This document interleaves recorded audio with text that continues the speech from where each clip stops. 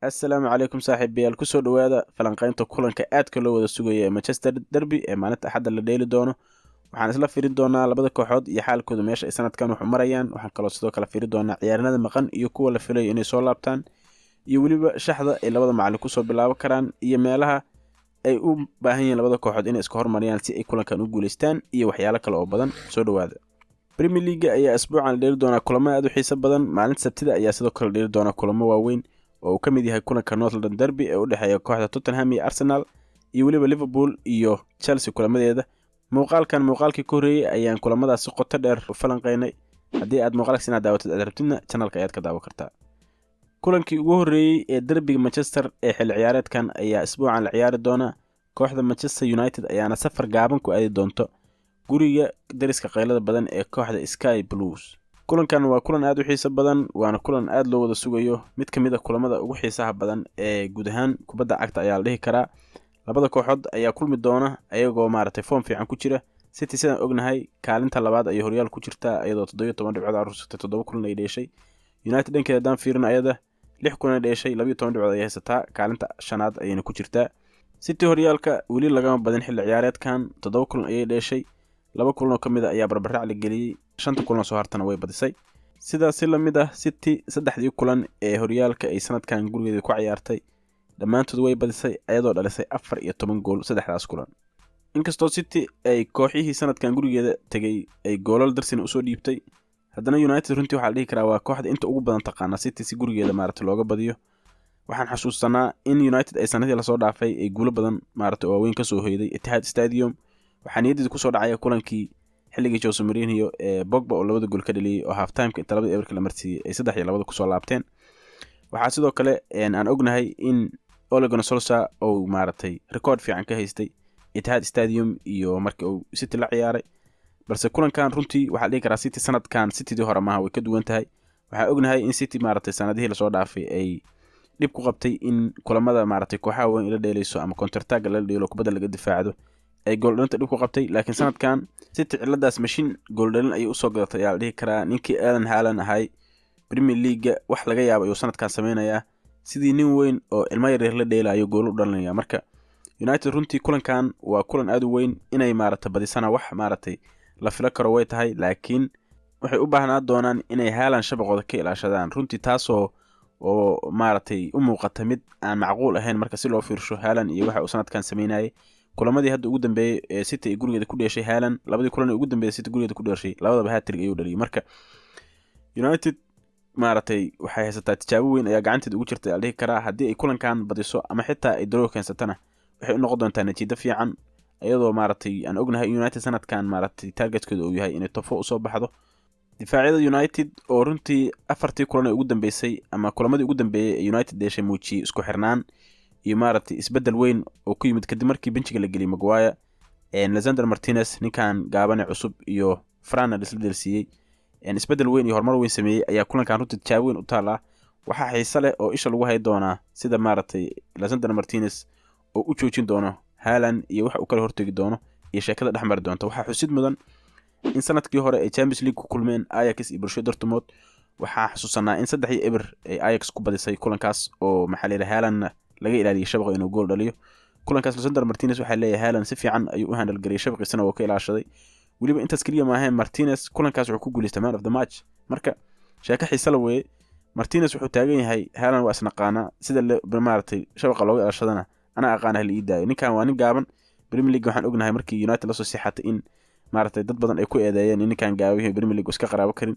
Laakiin hadii Haaland oo iska cili karo oo man of the match ka qaadanayo waxa lagu eedeynayo waa iska nacayb la iska dhihi karaa. Malaha reer Liverpool iyo reer City iyo hadla dhihi karaa ee dadkaas dad taageerayaal oo kubada caawa dhaba ma oo hadalkooda soo qaadi karo. Marka waa sheeko aad xiiso u leh in Haaland iyo Lisandro Martinez iyo wax dhexmar la arko.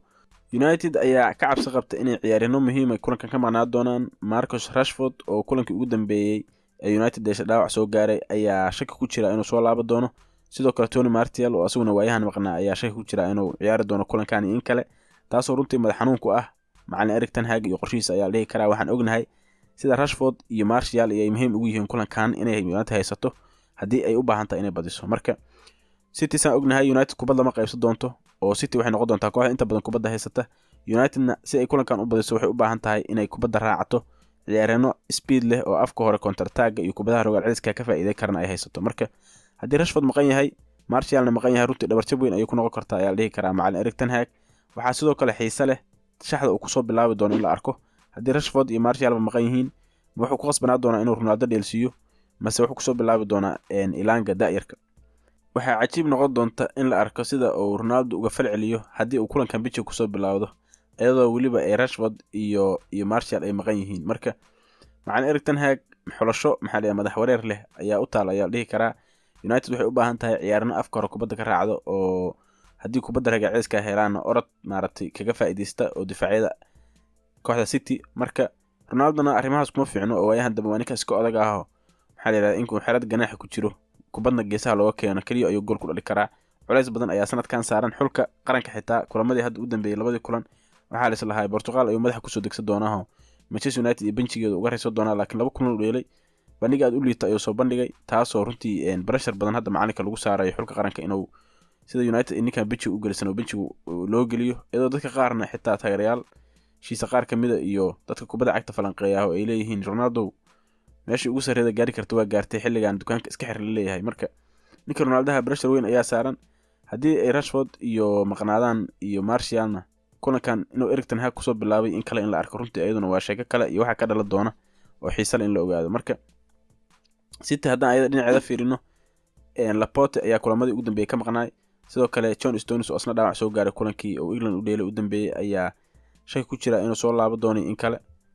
macallin ten Hag ayaa rajeynayaa inuu kulankan kusoo bilaabo Casemiro oo sidoo kooxda ugu soo biiray aan hal kulan Premier League weli kusoo bilaaban, ayaa kulankan u muuqda inuu yahay kulan ku habboon in lagu soo bilaabo marka la fiirsho ciyaarnada uu ka hor imaanayo sida Kevin De Bruyne oo arintu ah ninka ugu halista badan Manchester City marka laga soo tago Haaland.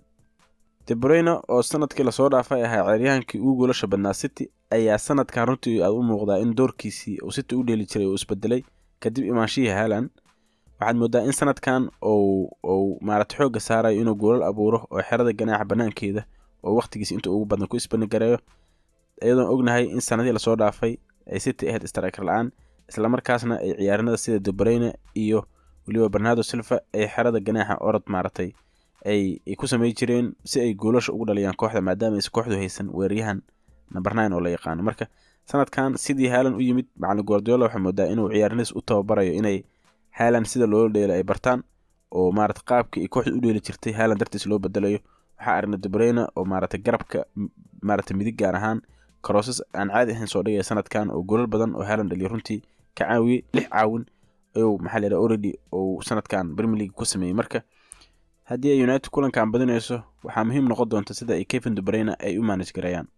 inkastoo City awoodeeda si guud ahaaneed ay tahay mid aan la dafiri karin, ay haddana sanadkan waxay muujiyeen inay mararka qaar jirto jijile dhanka difaaca ah, iyadoo 6 gool laga dhaliyay 7 kulan ee horyaalka dheelin ilaa hadda.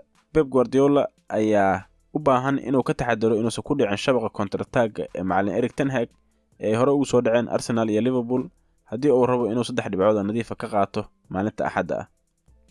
falanqayntii inta ayaan kusoo koobayaa. haddii aad nagu cusub tahayna qof ciyaaraha xiiseeya, fadlan subscribe-ka channelka ugu cimaamad, adiguna waxaad heli doontaa wararkii iyo falanqaymihii ugu dambeeyay ee kooxdaada. haddii aad tahay taageere Manchester United ama Manchester City ama taageere guud ee kubadda cagta, waxaad rajaynaysaa kulankan maxaase ku saadaalinaysaa qaybta commentiga nagu wadaag saadaashaada, mar walba akhri doonaa commentigiina. waa